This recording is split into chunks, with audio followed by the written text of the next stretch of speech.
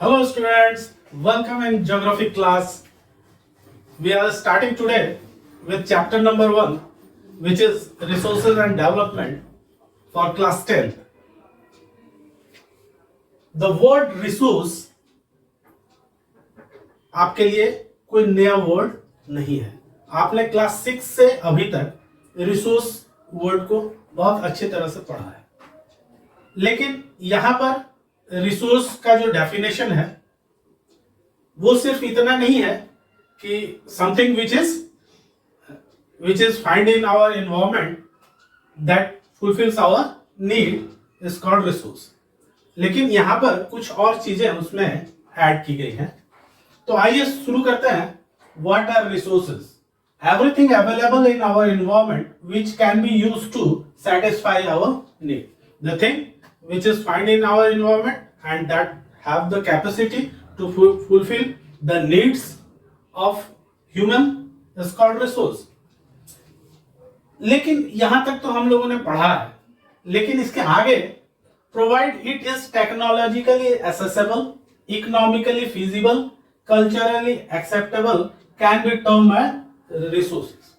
तो यहां हम लोग देख रहे हैं कि तीन चीजें इसमें जोड़ी गई हैं डेफिनेशन में, which is technologically accessible, economically feasible and culturally acceptable. तो इन वर्ड्स का क्या मतलब है? What are the meaning of these words? तो we will understand one by one. First is technologically accessible. What it means?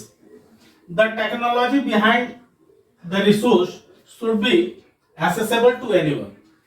Accessible means in the reach of everyone, easily reachable to everyone and should be readily available, और जो easily available हो.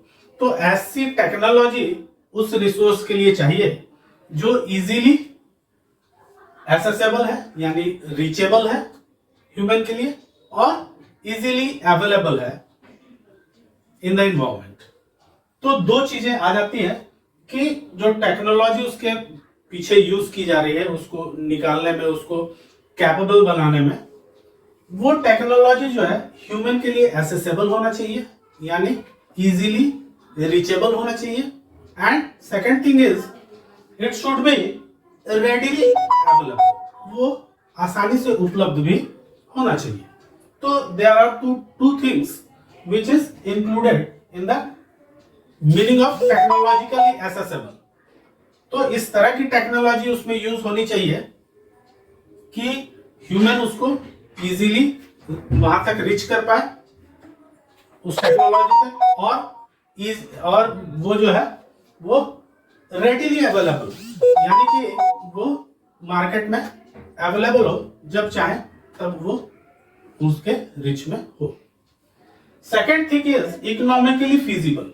What is economically feasible? The amount of money needed to get the resource.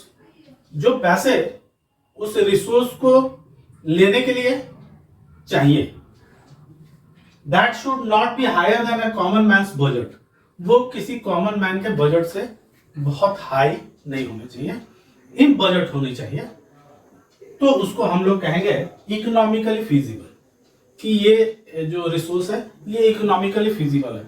अगर वो बहुत ज्यादा costly हो और उसके लिए बजट अलाउ ना करता हो कि कॉमन आदमी का, तो वो यूनिवर्सली एक्सेप्टेबल नहीं रिसोर्स बन पाएगा. तो उसके लिए ये जरूरी है कि उसका इकोनॉमिकली फिजिबल होना चाहिए उस रिसोर्स को. It should be in the budget of common man. Culturally acceptable, जो कल्चर है ह्यूमन का उसमें उसको एक्सेप्ट किया जा सके, ऐसी चीज, ऐसा रिसोर्स होना चाहिए. This should not hurt any culture. ये किसी कल्चर को हर्ट करने वाला नहीं होना चाहिए या उसके अपोजिट काम करने वाला नहीं होना चाहिए.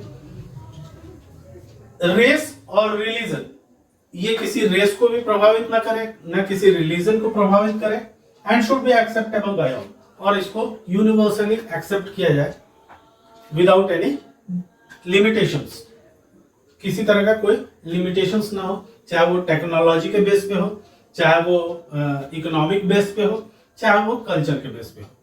तो कहने का मतलब, मीनिंग ऑफ रिसोर्सेज हियर, कि everything available in our environment, जो भी चीजें हमारे इन्वायरमेंट में अवेलेबल है, which can be used to satisfy our needs, which have the potential to satisfy human needs, is called resources, but it should be technologically accessible, economically feasible, and culturally acceptable, can be termed as resource. तो ये तीन चीजें उसमें होनी चाहिए कि उसके पीछे जो टेक्नोलॉजी यूज हो रही है वो ह्यूमन के रीच में हो, आसानी से उसको प्राप्त किया जा सके। दूसरी चीज की इकोनॉमिकली फीजिबल हो, वो आम आदमी के बजट में हो, बहुत ज्यादा कॉस्टली होने के से उस रिसोर्स का यूजर्स कम हो जाएगा, तो वो यूनिवर्सली उतना एक्सेप्टेबल नहीं रह जाता है।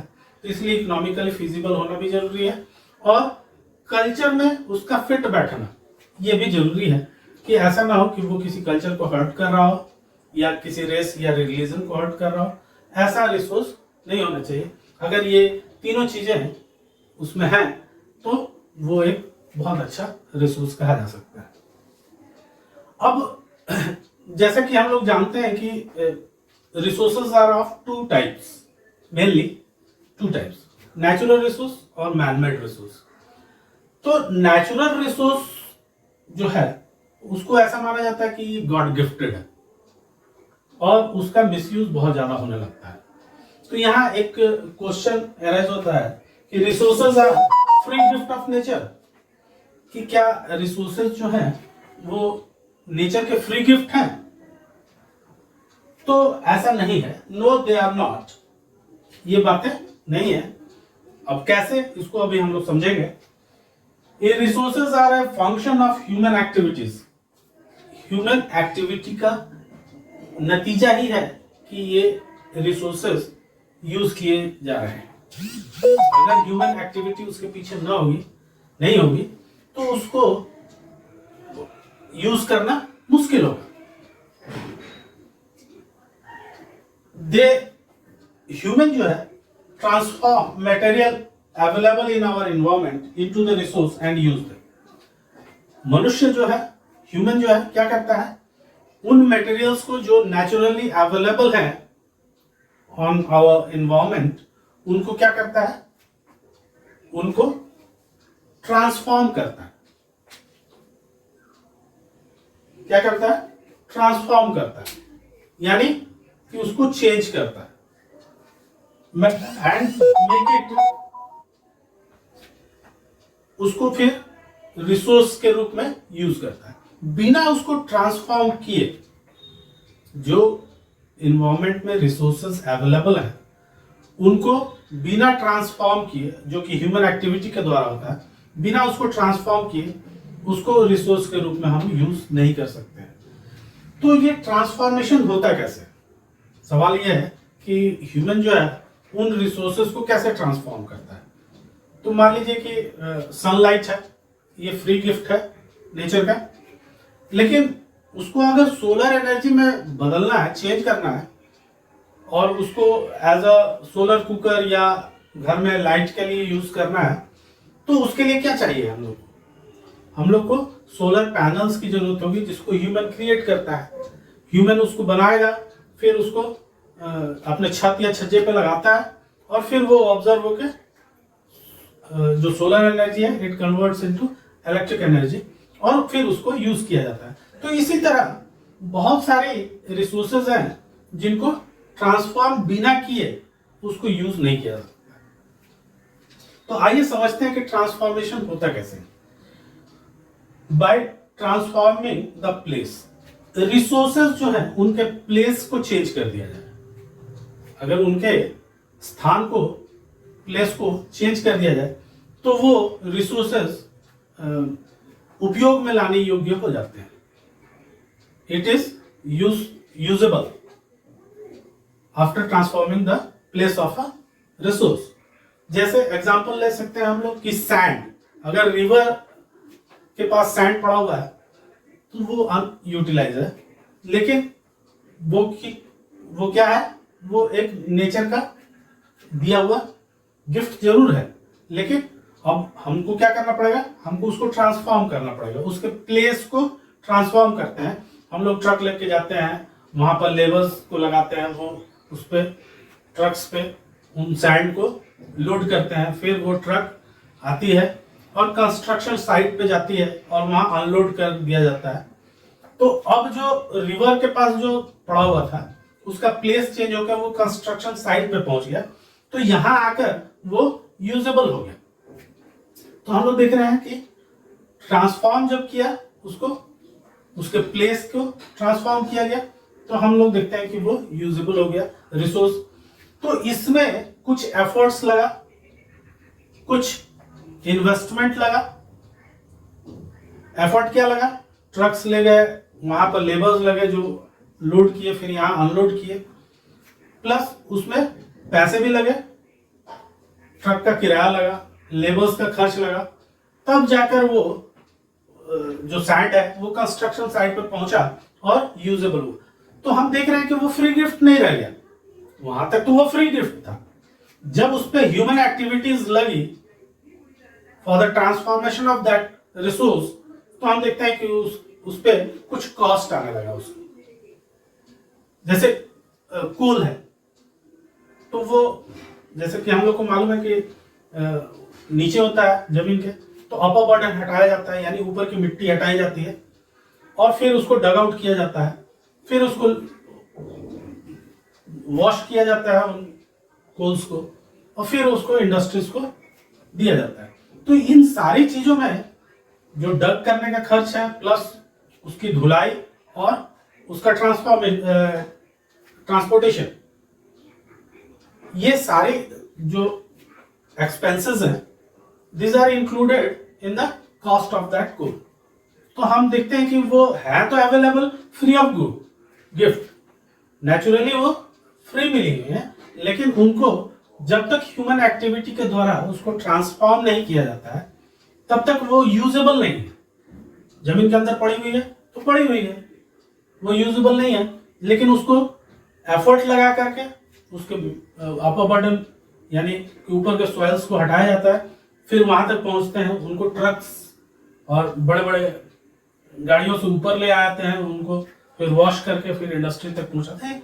इन सारी चीजों में खर्च आता है, तो वो free of gift, free natural gift नहीं रह जाता है, उसमें कुछ कॉस्ट इन्वॉल्व हो जाता है।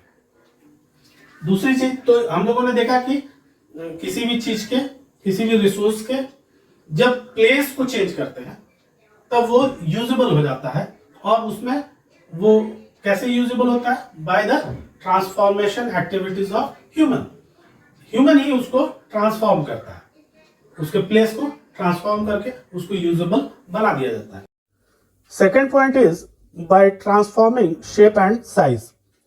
अगर किसी भी रिसोर्स के अगर शेप और साइज में चेंज करते हैं तभी वो एक ट्रांसफॉर्मेशन कहलाता है, और उससे वो रिसोर्स तैयार हो जाता है, यूजेबल हो जाता है। जैसे मान लीजिए कि वुड है, वो फॉरेस्ट में पड़ा हुआ है तो वो यूजेबल नहीं है, लेकिन उसको ले आया जाता है और फिर पतले पतले वुड में चेंज किया जाता है और फिर उसको एक फर्नीचर में कन्वर्ट कर देता है कारपेंटर। तो उस कारपेंटर ने क्या किया, उसके शेप एंड साइज में चेंजिंग लाया। जब शेप एंड साइज में चेंजिंग लाया गया तो वो चेयर के रूप में यूजेबल हो गया। तो हम देखते हैं कि by transformation of place and shape and size we can make a natural resource usable. तो उसमें क्या होता है, ह्यूमन एक्टिविटी इन्वॉल्व होती है। बिना ह्यूमन एक्टिविटी के इन्वॉल्व हुए कोई भी रिसोर्स जो नेचुरल रिसोर्स है वो यूजेबल नहीं होता है, उसको यूजेबल बनाता है ह्यूमन एफर्ट, और उन एफर्ट में कुछ कॉस्ट भी आ जाता है। तो इसलिए और कुछ टेक्नोलॉजीज भी यूज होती हैं। तो हम देखते हैं कि टेक्नोलॉजी भी यूज हो गई, वो उस पर कुछ कॉस्ट भी आ गया। अब जब चेयर तैयार हुआ तो वो कल्चरली एक्सेप्टेबल भी है।